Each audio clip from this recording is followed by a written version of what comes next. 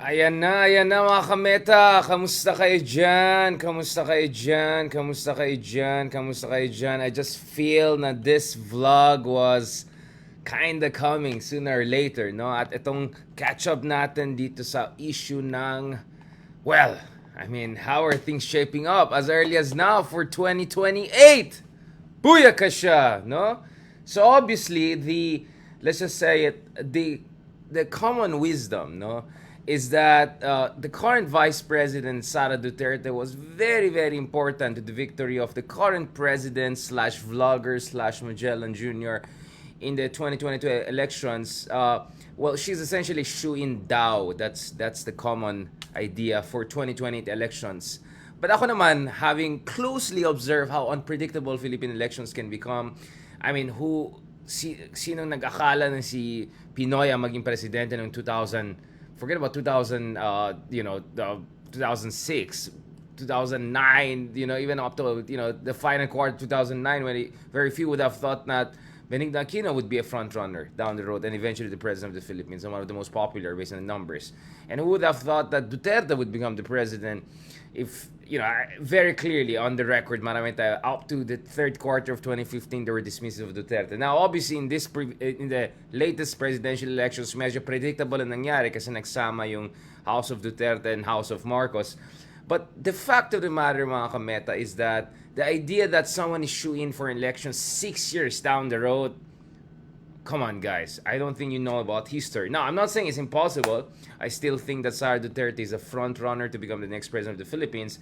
But she was also a front runner to become the president back in 2022. That doesn't really mean much because, in a sense, because once the race starts, it's a completely different ballgame. No? At yun ang, of course, isang topic na babalikan natin over and over again throughout the years, especially as we get nearer also to the midterm elections, which will give you some idea about who will also can become the presidential candidates in 2028. So as early as now, let me make it absolutely clear that the breakout star of Philippine politics, if it were Vico Soto and Isko in 2019, I would say when it comes to 2022, 2023, no, first 6 months of the new administration, the breakout star is not the president, right? Nasaan ba? Siguro masarap ang, ito, kamusta pala dyan, mga kanan natin, ka-Unity. Ayan, masarap siguro ang onion soup, lalong-lalo na malamig ngayon sa Davos, Social, Switzerland. No, ito, seryoso tayo mga kameta. Hindi, seryoso naman talaga tayo. Saan na tayo? Tuloy na-distract ako sa sarili ko sa circumnavigate the world. No. I mean, let's be honest. When it comes to the past 6 months, the big star of Philippine politics is someone that we have known for quite some time, but not necessarily as a kind of a swashbuckling, but quite effective, quite sharp, and quite on the point, no? Senator, no? And in this case, I'm talking about, of course, Tulfo, no? Rafi, di ba? And dami na magkapatid, no? I mean, all due respect, no? Of course, na-interview natin si former Secretary Erwin Tulfo last year. We had the pleasure of that. Let's see kung makausap din natin the other Tulfo brothers throughout the months and years. But without the question, mga kameta, Rafi Tulfo, Senator Tulfo, he is the breakout star of Philippine politics. And it's not like I'm totally surprised. It's not that not at all. Not at all. But, ganito kasi. By the way, let me be absolutely clear. I'm not a fan, or I was not a fan of the whole Tulfo brand of justice. In fact, the other year, I had a brilliant student who wrote a very good paper. Very few papers that I gave really like highest grade kasi ang linis ng pagka-argue na, no? Ako kasi great students, not necessarily because I agree with them or not. I look at the evidence they provide and how they argue it. Ang linis, ang ganda ng ginawa na paper. And it was a kind of an analysis of the Tulfo brand of justice, no? So I'll say as far as I'm concerned, throughout the years I had many concerns. Naabutan ko yung mga times na taxi tayo ng taxi. Naabutan ko yung mga times na tumawag si one of the Tulfo brothers, no? Pinagalitan yung isang amo, yung pala may kasalanan, yung katabi niya. Di ba? Yung parang, saan yung due diligence minsan? Or minsan parang, trial by publicity ang labas, di ba? But, in fairness naman, for perhaps every error that they made throughout the years, sa daming kaso na kinover nila, I also understand that there's something about the Tulfo brand of doing politics that really appeals to the Filipino people because it fundamentally deals with what can be best described as political voluntarism, right? And the idea of political will is connected to that. The idea is this: forget about institutions, forget about rule of law, forget about due process. Ang solusyon sa lahat ng problema ay isang malakas na tao. And considering we're quite a conservative country, traditional country, and the idea is you gotta need a macho man to get things done. So kung matapang ito, palaban ito, goes after the wrong guys, things are gonna happen. In fairness naman, to our country, we have also had female versions of that. Of course, the late Senator Miriam Santiago was a huge hit in every sense of the word, almost became the president in 1992 dahil nga dun sa matapang style niya, no? So going back to this, mga kameta, going back to this, there's really something about the Tulfo way of doing things, yung tapang, yung macho, and I'll be honest, there's a lot of authenticity, there's a lot of honesty and genuine and sincere care that you can at least see. At least this is the projection. Now, of course, I'll give the benefit of the doubt, and I believe that perhaps really they have the best intention because you cannot do this thing for year after year kung pa-show lang yan, pa-cute lang yan, pa-pogi lang yan, no? So, I would give the benefit of the doubt that I think this is really sincere, and this is something that appeals to the Filipino mindset. In a way, if you look at it, Tatay Digong was kind of an amateur version of this, right? The Tulfos were always a nationwide, if not international, version of this macho leader get things done because matapang siya at may political will siya. Yung ganyan, wala, si Tatay Digong eh. Actually, nung nanalo si Tatay Digong, sabi ko, nauna nga yung mga Tulfo sa ganun. I mean, of course, si Tatay Digong, sikat na siya sa Davao, Mindanao context, but nationally speaking, the Tulfos were perfecting already this, let's call it, the politics of discipline, right? Or disciplinary politics, no? This kind of macho guy, get things done, kaaway niya yung mga walang hiyang mga mga opisyales, walang hiyang mga oligarchs, walang hiyang mga di ba, yung mga abusadong amo, yung ganun. So there was really something that was very appealing about the Tulfos. Now, nonetheless, of course, marami sila kapatid, and each of the brothers have their own strengths, merits, and some would say the merits that they bring to the table. But many would say that as far as the Tulfo brothers are concerned, the current senator is perhaps arguably the most charismatic. Although I think Mon Tulfo would have also done well had he run for the Senate, no? Anyway, hindi ko alam kay Ben Tulfo. Let's look at the surveys. But I think kay Mon Tulfo, he was doing also well in the surveys a few years back. Now, going back to this, it looks like as far as the current Senator Tulfo is concerned, he's very charismatic. People have met him behind the scenes, know that he can speak to different audiences in different cadence. He can adjust to different audiences. Kung medyo elite yung audience, he can talk to them accordingly. Kayang tapatan, kung masang kausap, kayang tapatan, ka-opisyalis. So he has this kind of cognitive dexterity, which is one reflection of leadership and also a reflection of charisma. Because charisma is about the ability to appeal to different people at different levels almost simultaneously. That's a big part of charisma. That kind of spectral dexterity, no? Anyway, okay, baka mamaya ma-Andrew Tate tayo dyan. You get what I'm saying, right? Balikan natin yan. May sasabihin na naman ako mga top G. Mamaya tayo dyan. Ito, mga kameta. Ito talaga. So there's something about the Tulfos that has always made them very attractive to the Filipino psyche. Especially because napakadaming kapalpakan sa ating gobyerno. Especially because we don't have educational institutions that really inculcate this understanding that good governance is strong institutions, not strong men. So having said all of that, this always benefited Tulfo brand. But in fairness kay Raffy Tulfo, he's really genuinely very charismatic and looks like a very sincere guy. So the question was, what was he gonna do once he's in Senate? Now, one of the surprising things in the last election is that hindi siya yung nag-top ng race. Everyone was expecting that, but boom, Robin Padilla ended up as topping the Senate race. Robin Hood Padilla. But even Robin Hood was surprised with that. Now, si Robin Hood, may mga moments siya, noong una palaban and all. But let's be honest, it's really, really Senator Tulfo who has been dominating it. I mean, you go to YouTube, you go on social media, alam na mga kameta natin yan. Alam ni Mark Gamboa yan. Idol niyan. There's a whole cottage industry of just showing yung mga videos ni Tulfo and then commentaries on that. Hindi ko pa nagawa yan, but maybe I should start doing that too. Parang this is a whole subspecies. No? This is a whole subculture. This is a whole genre, let's just put it that way, as far as political commentary or pseudo-political commentaries concerned. So, sobrang interesting ito mga kameta. So, my point is, if I were to bet now, I would say actually, front runner for 2028, if I were going to ask, is I think Tulfo. I think he's the front runner. Is he gonna win? Of course not. I mean, of course not in the sense that, of course not, we're not sure. But is he a competitive one? Definitely, definitely, definitely. And for me, again, maybe I'm just putting the cart before the horse or whatever. Sige lang. Pero para sa akin, I can already imagine sino pwede maging vice president. Advance mag-isip talaga, no? No, ako, ang perfect na itapat sa kanya is someone like Lacson, not necessarily Senator Lacson, but someone like Lacson who has real experience in dealing with security agencies, someone who was very familiar with the legal procedures, with rule of law, similar to him, but someone who's much more the pro version kasi medyo more freestyle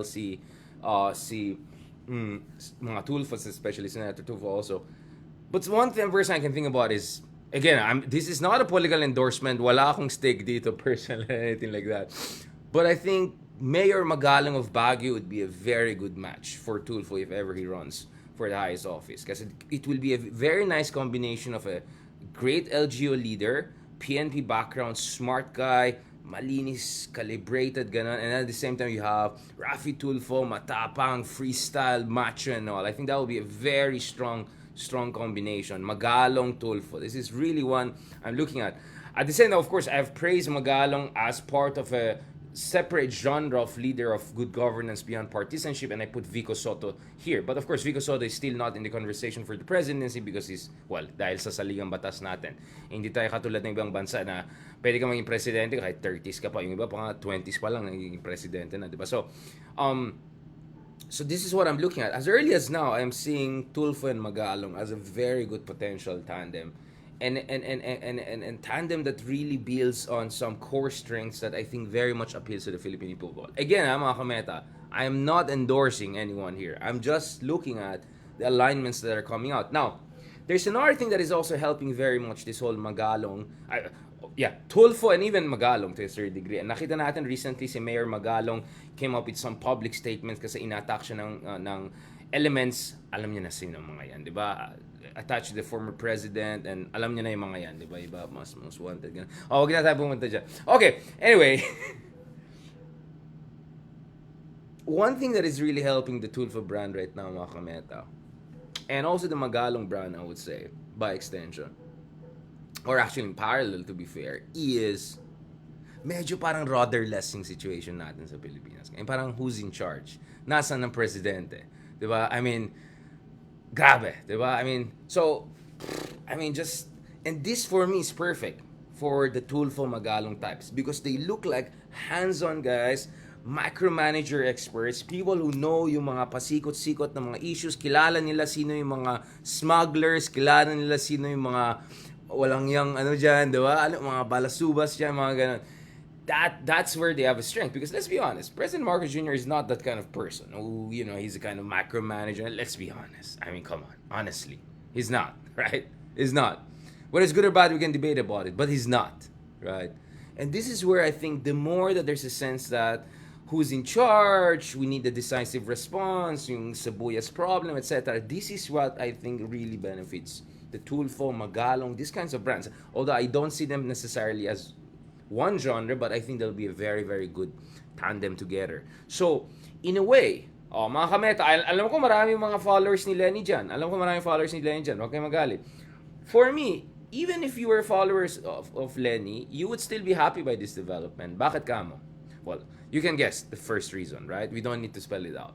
The second reason, let's jump right away there. Mabilis naman kayo mag-isip. Alam niyo yung sinasabi ko. No, the second reason is, well, Tulfo can beat the other side if ever he goes for it. If he keeps his current momentum and plays his cards well. So yeah, he needs a very good team.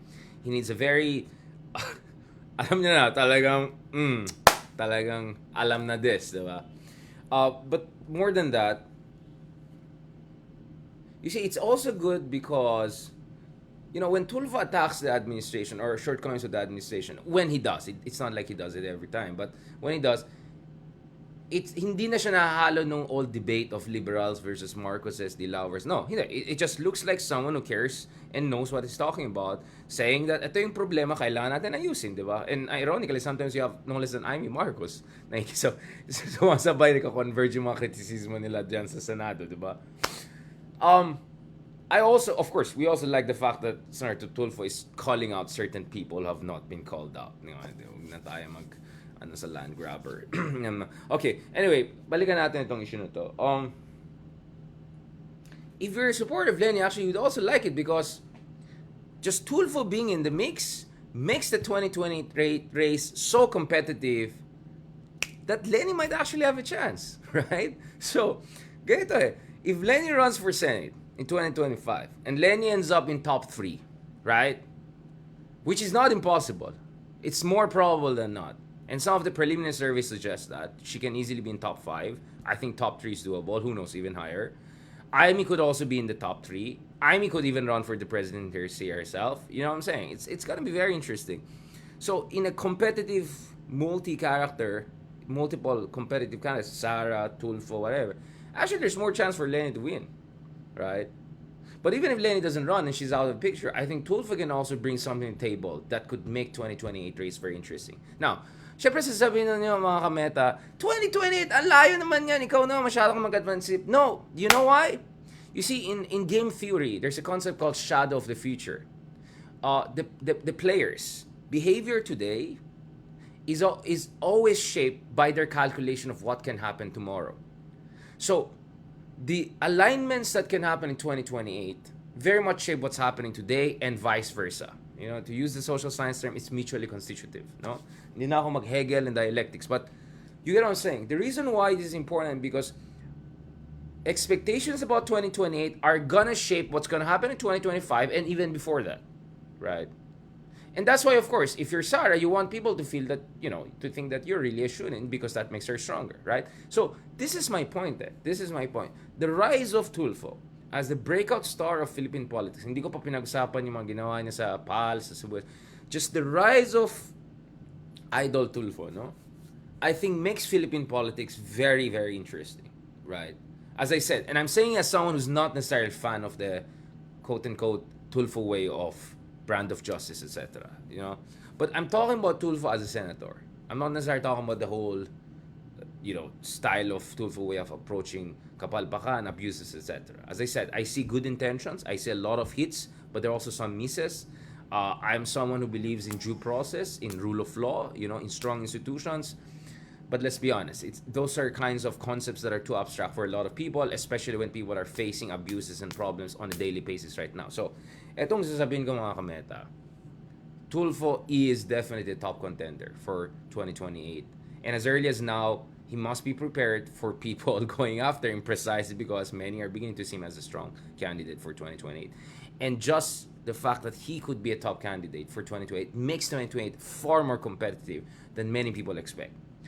And even if you don't support Tulfos, you're a supporter of Lenny and all, you would still welcome it because it makes the race much more competitive, right? You could have a 3-way, 4-way race. No, Tulfo can get a lot of supporters of Bongbong to go for him. Even some supporters of former President Duterte to go for him.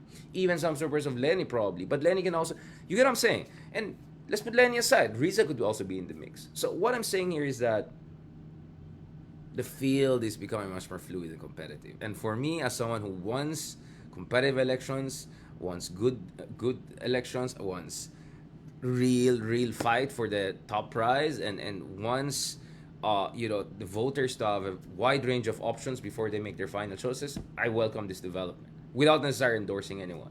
And I'm saying as early as I see Magalong as a potential tandem for him. Although, of course, things will depend on what's going to happen in 4 or 5 years. There are going to be many considerations dun sa tandem. Of course, regional distribution, etc., funding, finance, resources, and all. But I really see this Magalong Tulfo tandem, at least as of now, very interesting. And as early as now, we can see that Magalong is also coming under fire by certain quarters because they also see the potential of Mayor Magalong. So I'll keep it there, mga kamet. I wanted to talk more about yung PAL issue, etc., Sibuyas. But I just felt this kind of freestyle discussion of what's this whole Tulfo phenomenon all about. I think this is very, very important. This is very, very important. So don't be surprised if I'm going to have more Tulfo discussions. If not here, mga kameta, sa Facebook, I'm going to have more dyan sa YouTube or on my podcast, etc. Babalikan natin yan and also discuss this with other mga ano natin, mga vloggers friends natin, no? So that's what I'm saying, no? I'm generally ambivalent with the Tulfo way of doing things, but Senator Tulfo so far has been without a question the breakout star, and by and large, I'll give him very high grade so far. So far, again, no. But this is not necessarily political endorsement. Let's be very clear. I don't do that. All right. Okay. Mga meta, yan na. I'm gonna get into trouble for this. Woo! Ito na. Natutuwa na yung mga ibang natin dyan, mga vloggers dyan. Oh, bahala na kayo mag-quote dito. But here I am, saying it on the record, Tulfo is a top candidate for 2028 presidency. As early as now, I can say that. So as early as now, he has to be prepared. And as early as now, expect people going after him because he's going to be seen as a threat. But I'm very confident he can handle himself and he's going to be strong, just not too strong, right? And he has to be careful about it. And as I said, even if you're not supporting Tulfo, you're going to welcome it. Because that will make race more competitive and give chance to others who could be the third force, including no less than Lenny, who could still win the Senate, top position in the Senate. He could still be in the mix. I mean, Anwar Ibrahim of Malaysia, who's now the Prime Minister, he has been gunning for that position for almost 30 years. I lost count of how many elections he has lost, but finally became the Prime Minister. So the idea of you losing once and not becoming the president, I don't think it works anymore. Si Bongbong nga, natalo VP, naging presidente pa with biggest mandate. I'm not gonna go to the rest of the discussion on both sides of the debate, but you get what I'm saying, right? Basta guys, I'm telling you, things are getting very, very interesting. Very, very interesting, you know? So expect me to follow more on the whole Tulfo discussion and all. Gusto ko talaga yung yung ibang ginagawa nila Tama You know, fiscalizer. Yep, Tulfo is now the fiscalizer as far as the Senate is concerned. Of course, Riza Ontiveros has been doing that consistently, you know. The thing with Tulfo though is that he's doing this from the center, from the political center, right? So he's credible to almost both sides right now, which puts him he's in a sweet spot. Yun po yung point natin ngayon. Alright? I'll keep it here. Thank you very much mga kameta. Sorry, may mga tatawag na sa atin na ibang interviews naman and all. Ito. Hindi ko pinapanan sa record. Tinitingnan ko lang mag-thank you lang ako dito. Alright, mag-thank you na tayo mga kameta.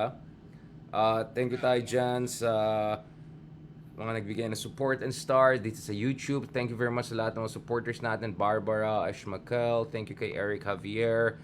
Kay Josie Vergara, yan. Thank you very much kay Carol Fortich for joining us. Neil Sant, dami daw nagmamal kay Tulfo. Yeah, I mean, Tulfo can tap into different constituencies simultaneously. And I think the more people see the sincerity and the commitment, the more he's gonna gain political momentum and all. But as I said, 6 years is a long time. 5 years rather, is a long time. Things can still change. But as of now, suddenly 2028 doesn't look like a shoe-in for a certain person. Of course, alam niyo na siya. Alright. At yan ang pinakagusto natin sa politika. Exciting. Alright? Exciting and unpredictable and hopefully in a good way this time. Ayoko yung unpredictable na tatay style. Alright? Ayan, thank you kay Riz Ani, Eden Olonan, as always, Jocelyn Lumberio. Ayan, talagang maraming nagmamahal sa atin. I really appreciate it. Ginagawa kong mas maaga to Alam ko marami dyan, mga followers nila, Christian Esguerra, etc. Ayan. Bahala na kayo, manood na kayo sa kanya mamaya. I need to finish this. Balikan ko yung teacher duties ko. Ayan, submission ng grades ng mga estudyante natin. So, balikan ko yung mga teacher duties ko. So, I said I'll do this quite quickly and then go. But before that, I have to do an interview. Alright, thank you very much. God bless. Maraming salamat. Mga kameta, here, there, YouTube, everywhere. I'm gonna also update this on Spotify. By the way, nakita nyo kanina, tinetest ko na rin yung Reels. I'm still working on that. I think Reels is an interesting thing. So yung mga ginagawa natin oh wow, interesting. Marami natuwa sa talaga mabenta si Tulfo sa YouTube. Nakita ko maganda yung response sa YouTube. I-update din natin sa Spotify. Expect more Reels, etc. Ipopost rin natin yung interview natin kahapon, or I'll send the link yung interview natin kahapon. Almost 40 minutes, 35 minutes. With the chiefs dyan sa TV5, Signal, etc. Diniscuss din natin si President Bongbong Marcos.